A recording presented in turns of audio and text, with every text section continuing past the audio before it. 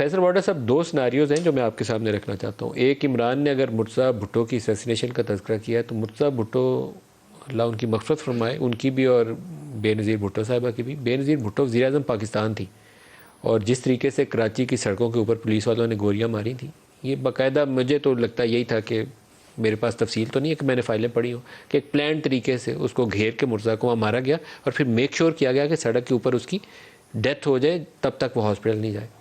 دوسرا واقعہ محترمہ کی اپنی اسیسینیشن کا ہے. 18 اکتوبر کو پہلے کراچی سانحہ کارساز، پھر 27 دسمبر کو پنڈی میں، اور 27 دسمبر سے پہلے ایک رات سیکورٹی والے نے ان کو بریف کیا کہ آپ کو خطرہ ہے، پشاور میں اٹیمپٹ ہو چکی ہے، یہاں دوبارہ خطرہ ہے، تو میک شور کہ آپ کی سیکورٹی کمپرومائز نہ ہو. سارا کچھ کمپرومائز ہو گیا، ان کی اسیسینیشن ہو گئی. تو یہ دو چیزیں ایسی تھیں جہاں ہمیں میرے خیال میں بہت زیادہ احتیاط سے چیزیں سیکھ کے آگے عمران خان کو بچانے کی تدبیریں کرنی چاہیے تھیں. میں آپ کے ساتھ بالکل 500% دیکھیں جو سیکورٹی کے اداروں نے کیا عمران کو بریف کیا اس کے اوپر؟ دیکھیں مجھے اس ڈیٹیل کا تو نہیں پتہ، کرنا چاہیے. اور جو عمران خان صاحب کے زمان باغ والے گیٹ پہ ہوا وہ نہیں ہونا چاہیے تھا، کیونکہ اگر عمران کے گھر گھسنا ہی نہیں چاہیے تھا. اگر آپ گیٹ پہ چلے بھی گئے، چلے لیگلی اگر آپ چلے بھی گئے، روڈ صاف کرنی چاہیے تھی، گلیاں کلیئر کرنی چاہیے تھی. گھنٹی پہ آتے زبان پاک کی، اگر زبان پاک کی گھنٹی کے بجائے وہ بندوقیں لے کے آتے تو آپ توپیں کھڑی کر دیتے، کوئی مسئلہ نہیں تھا. لیکن آپ نے نہ گھنٹی بجائی، نہ دروازہ کھول لیا اور دروازہ توڑ دیا.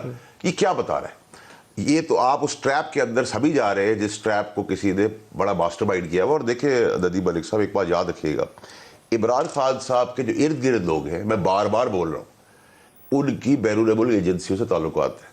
اس کے لیے راکٹ سائنس نہیں، کیونکہ میں تو حصہ تھا تو مجھے تو سب چیزیں سمجھ میں آتی ہے. میں غلط ہوں تو آپ مجھے میرے پہ سختی کیجیے گا، لیکن بس ٹھیک ہوں تو جا کے چیک تو کریں. میں نے یہی علام پہلے بھی کیا تھا. دیکھو تو اللہ نے زندگی دی عمران خان صاحب کو، اس تکلیف سے بچ گئے. لیکن جب گولی چلتی ہے تو گولی تھوڑی دیکھتی ہے کہ وہ سپنٹر نکالے گی، وہ نیچے لگے گی، اوپر لگے گی، گولی تو چل جاتی ہے.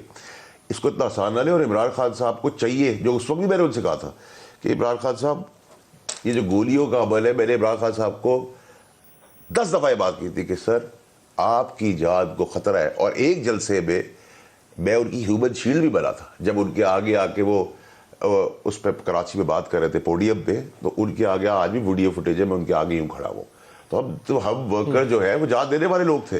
اگر لیکن جان کی پرواہی خان صاحب نے نہیں کرنی، اور انہی پہ بھروسہ کر رہا ہے اور انہی کے مشورے. خان صاحب سے پوچھے آپ کو انفارمیشن کس نے دی ہے؟ خان صاحب یہ چیزیں دیکھ رہے ہیں. اس سے میں آپ ایسے نہ ہو جائیں کہ آپ ادھر ادھر دیکھنا بھول جائیں. میں یہ کہہ رہا ہوں ادھر ادھر دیکھیں.